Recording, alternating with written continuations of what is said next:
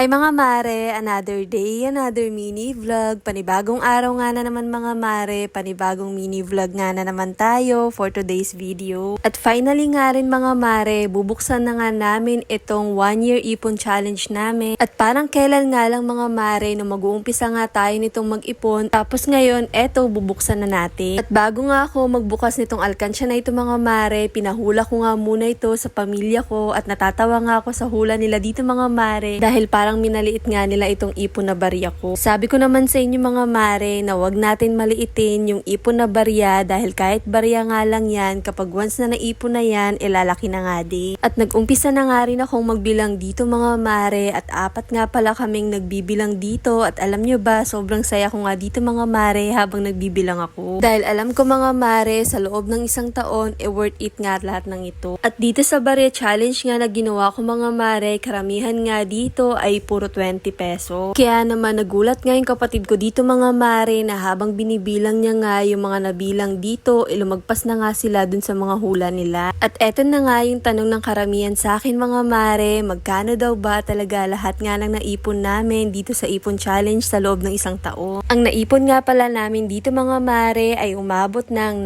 19,255 peso. O diba mga mare, napakalaking bagay na rin talaga ito para sa akin. At etong naipon ko nga mga mare ay idadagdag ko rin naman sa tindahan. Kaya naman ang goal ko nga next year mga mare sa ipon challenge ay sana mas mapalaki ko pa nga yung magiging ipon ko. At itong isang alkansya nga mga mare ay ang laman naman nito ay puro papel at konti nga lang din yung naipon ko dito mga mare dahil nabuksan na rin kasi namin ito. At 6 months ko nga lang pala rin ito naipon nga mga mare at 5,000 nga lang pala yung naipon ko dito mga mare dahil mas pinili ko kasi yung barya na ipunin kesa nga dito sa papel. At galing nga rin ito sa tindahan din namin. Kaya naman next year na ipon challenge ko nga mga mare, ang target ko ay sana mas malaki pa nga yung maipon ko dito. At nilalagay nga pala namin sa plastic yung mga barya dito mga mare para nga maipabuo nga namin ito. At fast forward na nga lang tayo dito mga mare, inayos ko na nga pala yung mga pinamili ko pa nung isang araw.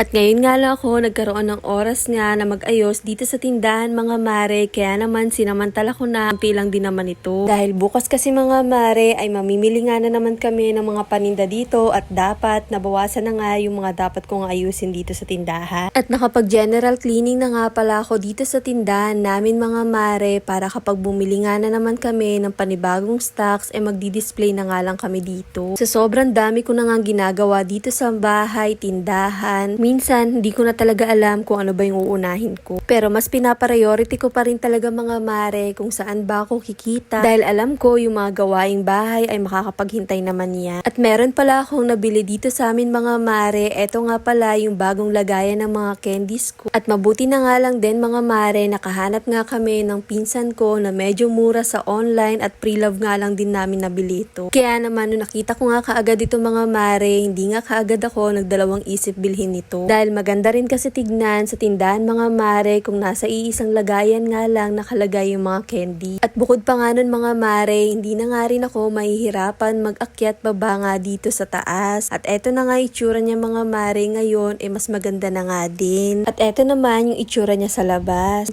O siya, hanggang dito na lang muna mga mare. Ito